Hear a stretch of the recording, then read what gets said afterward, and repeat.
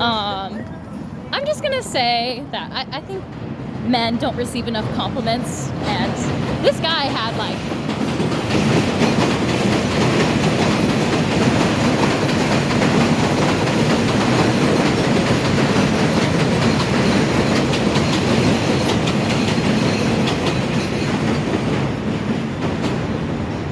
and to be fair, like I'm just kind of coming from the point of like I don't think men get hit on enough. I don't think they do. I don't think men get hit on enough. And I thoroughly enjoy it whenever it comes around. But I saw him looking at me first. But he was just walking by. He wasn't like weird about it. It was attractive. It was like the kind of flirting in the social context that's like fun, you know? And so then I walked past him. I was doing like a little photo shoot because I'm wearing a cute dress. And then I walked past him and I like genuinely he was wearing like a dope outfit. Sorry, I said, you look that good what did I say? You look that good all the time, or is that just today? And he just like let out a laugh, and you know, it's really fun to hit on men because it doesn't happen enough for them. I wish more women did that. I think misogyny would exist less if more women hit on men, but I was like super excited that the weather has been really nice lately, so I'm trying to get away with wearing a dress today, but still it's too chilly for that. Especially walking down this sidewalk right now. I just kind of like wanted to wear it. And then I was at the liquor store, and I noticed that one of the guys was like talking pretty rudely to the guy behind the counter. And I was like, oh, well, I guess people come in kind of wasted already and want to buy more and they don't realize how they're acting. And I let that one go. And then I heard this girl being kind of snappy and rude to the guy behind the counter too. And then I was like, damn, like, yeah, this just must be the place tonight where this poor guy is taking everyone's shit. And then kind of let that go too. And I thought about putting my headphones. I had one headphone off. And I thought about putting my headphones on just to like block out the terrible world. I was like, God damn, I'm just about to put my headphones on so I don't have to hear any of this rude stuff. But I kept it off, and then she was like tapping on the glass, and then she like screamed at him, no, that one. And then I was like, okay, I'm stepping in. Like, I can't see this and not say anything. So I gently put my hand on her shoulder. I was like, hey, hun, you know he's a human being too, right? And she just like looked at me. Oh my God, that's her right there. What are the chances of that? What the fuck? Okay. I'm gonna walk to the other side of the sidewalk. And then she kind of looked at me and like, she looked embarrassed. Like she realized that she was acting out as an adult, like, and that it wasn't acceptable. And then she got defensive all of a sudden and said, don't touch me. And I was barely, just enough to get her attention, like barely on her shoulder, like, hey, hon, like barely touching her.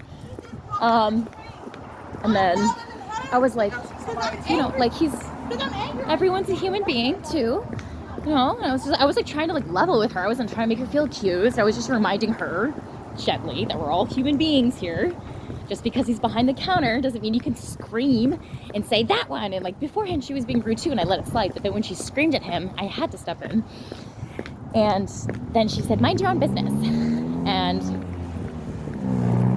I do mind my own business. It's when I see mistreatment going on that I feel the need to step in. If you can act like an adult, I wouldn't need to intervene. Oh. Just wanted to videotape those moments tonight. It is so nice out, you guys. Maybe we should do a little video down here. Yeah, why not? I'm feeling alive. I'm taking the weekend off from the gym because the last like 3 weekends I've been at the gym, just like on the rowing machine Saturday night, just 36 minutes on the rowing machine, like, or with the dumbbells, just or like going hard at the gym. And so I've been icing my knee and sitting in bed. I gave myself a pedicure, and I gave myself a manicure. I took off the acrylics because I don't want to poke any kiddos' eyeballs out. I'm officially starting work on Monday, so and I took off all the jewelry because when you play soccer, you're supposed to leave. When you play soccer, there's no jewelry at all allowed. And I got to lead by example. I'm going to be lead coach, so I'm going to have a couple assistant coaches and literally like 100 kids that I'm going to be in charge of. So at Prospect Park. So, gosh, this is so nice. Look at what we're looking at. So I've just been grooming all day and doing self-care and watching some comedy with Taylor Tomlinson and Kelsey Cook and Adam Ray. Or some podcasts and stuff. That was fun. But I also been meaning to come down here and do a video and talk on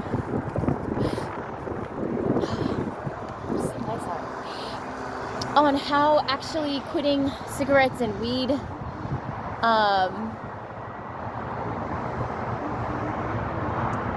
how stopping those habits have actually made me feel more relaxed.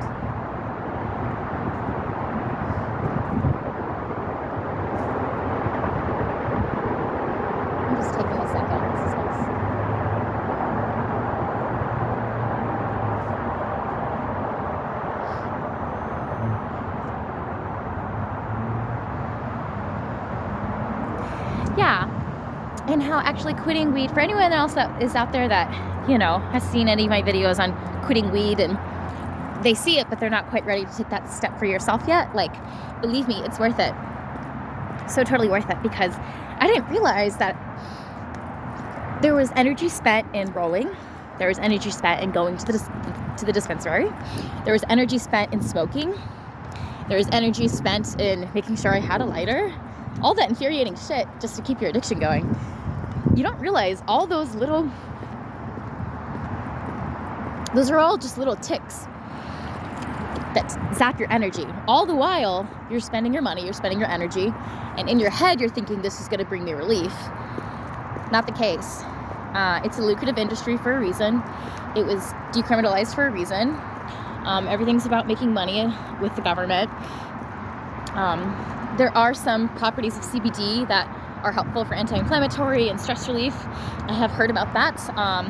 I'm just not even going to go near this stuff anymore because I lost years of productivity due to addiction, and I'm just not willing to go back in that arena at all anymore. Oh gosh, look at that water down there, you guys. That just brings me so much relief. I haven't worn it. Look at this cute dress. I have not worn a dress once outside since I've been here. I make jokes about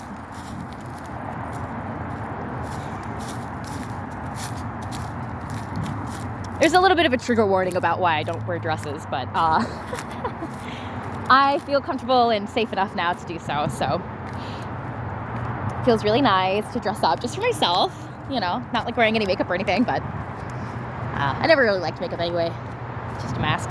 But another profit of industry. Sticking to the point of today's topic, though, while we look at this river and just meditate together. And I'm super, super proud of myself for being able to do 2 videos in one day. That's the level that I see so many of my other YouTubers on, and I was always hoping I could get to that level too, so pretty exciting. But yes, for anyone that is willing to hear me out on why quitting weed is the best step for you, or quitting cigarettes or any addiction, like, once you stop that addiction, it is uncomfortable. You will have to face those thoughts that were diluted whenever you got the escape of whatever addiction it was you entered into. Adventure time!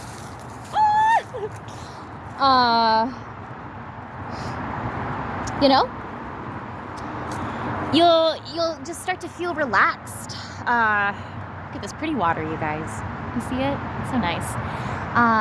You'll just start to feel relaxed in your sobriety, in your thoughts, because there is no up or down. It's just level.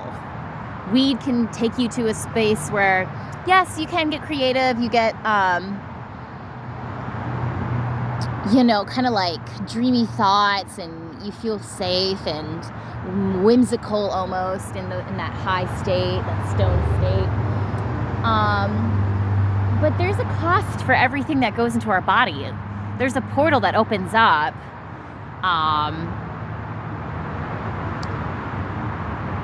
That was actually a topic I wanted to do a while ago, but I couldn't figure out how to put it in a video, and God is helping me with that right now. There's input and output for everything. So whether it be career, whether it be addiction, whether it be friends that you hang out with,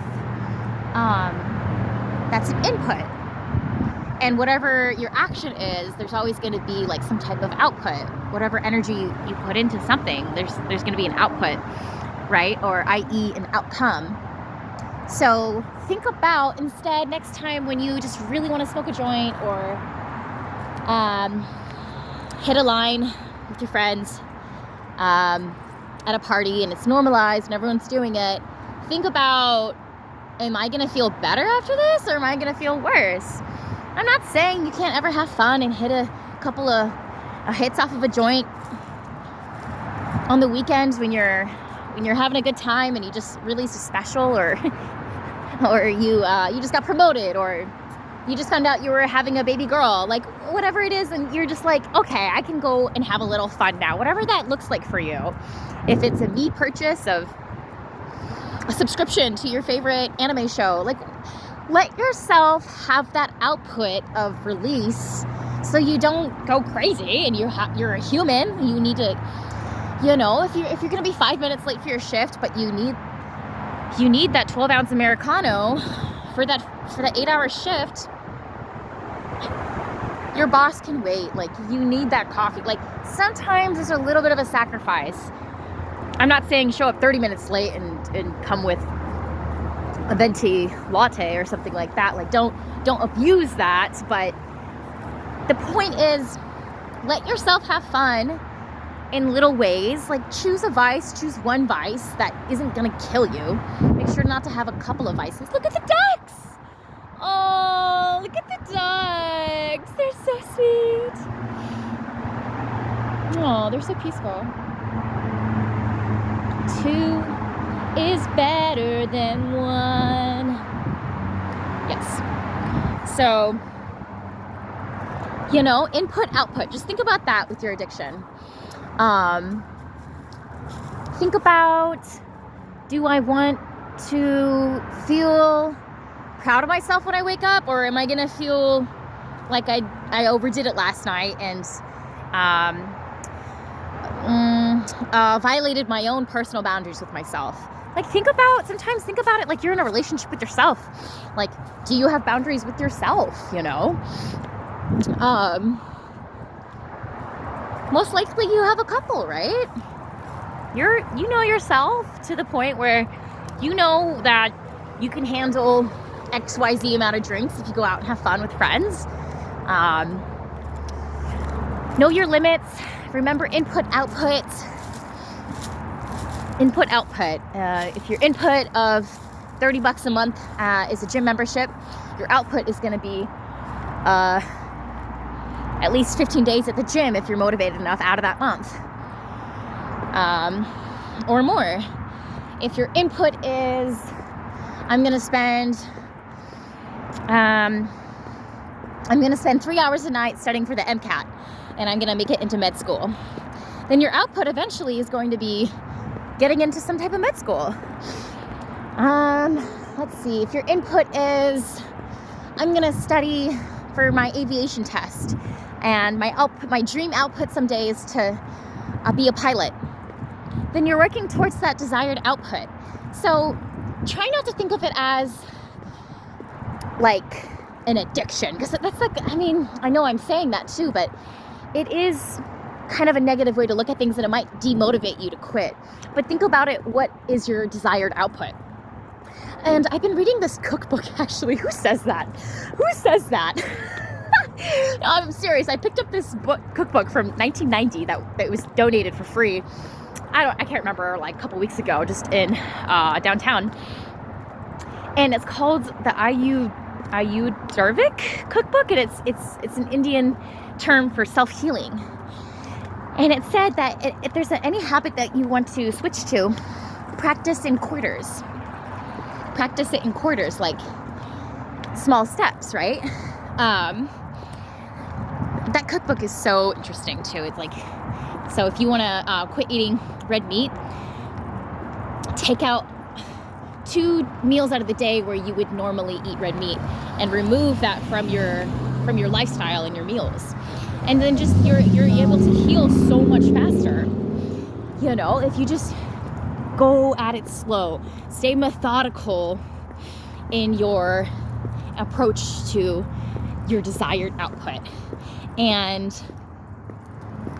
that is just one simple way to really be easy on yourself. Go easy on yourself. You know, you don't have to beat yourself up because you're not able to quit the addiction right away. But for me, I was just so sick of being a slave to cigarettes and weed, and I gotta roll, I gotta put it in the grinder, and then I also was like such a slave to like making sure the joint stayed lit, and I was like gotta like light it again, and oh, it's not hitting it right. It feels like a past life, you guys, I'm telling you. So all just little tips on input output. Don't think of it as like necessarily the addiction that you're trying to quit. Think about, what am I inputting into my body and what's the output going to be? Because the truth of the matter is, every substance that we have is going to have some type of effect on you. If you open up a portal, you got to close it somehow.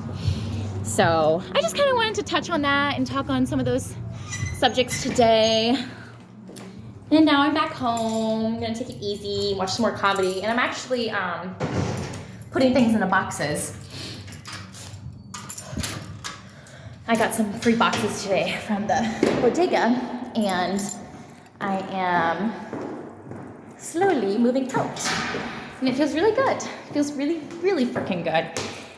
This new chapter of my life is...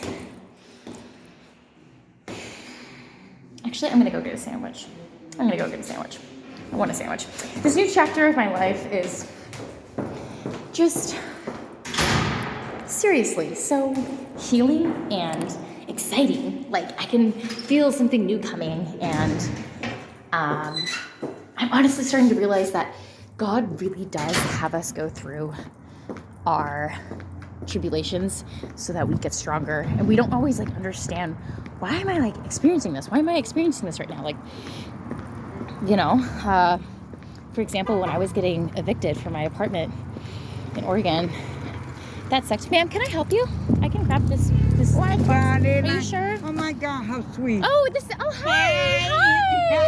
You're the one with Muñeca. Yeah. Oh, please. No, I got it, baby. I got it. Are you sure? Okay. I guess you're very good. Estás muy cerca. God bless you. God bless you. No problem. How is Muñeca? She's fine. She went up about maybe 15 minutes ago. She loves people. How's things going so for sweet. you? Oh, good. Thank you so kindly. You. Oh, of course. Yeah, the weather's getting nicer, so I tried getting away with the dress. All right. I remember those days. I had the minis and the micro minis, so I would get like this, but I didn't feel comfortable in it. Oh, yeah. But the guys in the neighborhood go, no, that's okay. It's not too soon. But the older guys used to watch you as though you were their sister. So they said, no, everything's fine. We said, well, I know you got out. They said, oh, yes, they're not stupid. They know we're watching. Oh, yeah, están no estúpido. God bless, baby. Okay, tengo buena noche. Yeah, God bless you too, hon. Have a good night. Yeah, of course. Adios. De nada. Claro. Oh, that lady is so sweet. She's just a neighbor. I think she lives on the 4th floor. I live on the 3rd floor, but she's the sweetest. She and I talked about films for like an hour with her dog. Like 2 weeks ago, we got caught in conversation on the stairs one day. I was going up and she was coming down, and we talked about Middle Eastern films and stuff. Like, I don't know. So anyway, community's great. I am gonna miss the Bronx a little bit, but time for a new borough, time for new chapters. With all that said, yo, stay safe, stay blessed, stay chosen.